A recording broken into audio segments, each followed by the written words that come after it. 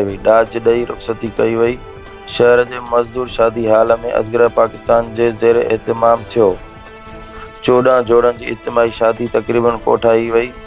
तक़रीबन में असगर पाकिस्तान जो मरकज़ी अॻवान फज़ल हुसैन असगरी, हैदर अली शजाई, जवार ज़मीर हलियो, मौलाना सैयद ज़फ़र अली शाह मौलवी, हाफ़िज़ साजिद हुसैन बिरोई, मौलाना ज़ाहिद हुसैन जाफ़री, रईस ओड़ो खान लिगारी, रईस नबी बख्श खान लिगारी, अयाज़ हुसैन अज़हर, मोहम्मद अली सूमरो, ज़ुल्फ़िकार मीरजद, साजिद हुसैन काड़ो, अब्दुल फ़ताह लाशारी ऐं ॿियनि ख़िताब कंदे चयो त अहिड़ो प्रोग्राम मुनक़िद करण सां इस्लामी शादियुनि खे फ़रोग़ मिलंदो, जंहिं सां इंतहाई सादगी सां शादी मुनक़िद करण जो दुनिया में पैगाम वञे थो।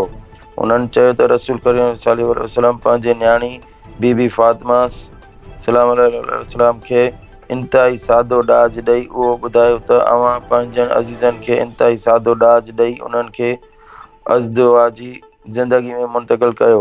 हुननि चयो त हिन प्रोग्राम जो मक़सदु इस्लामी सक़ाफ़त खे आम करणु आहे। अहिड़नि सरगर्मियुनि सां ग़रीब मिस्कीन बेपहुच वालिदैन पारां न्याणियुनि खे ॾाज ॾियण वारी रस्म में दरपेश मसइलनि में आसानी पैदा थी।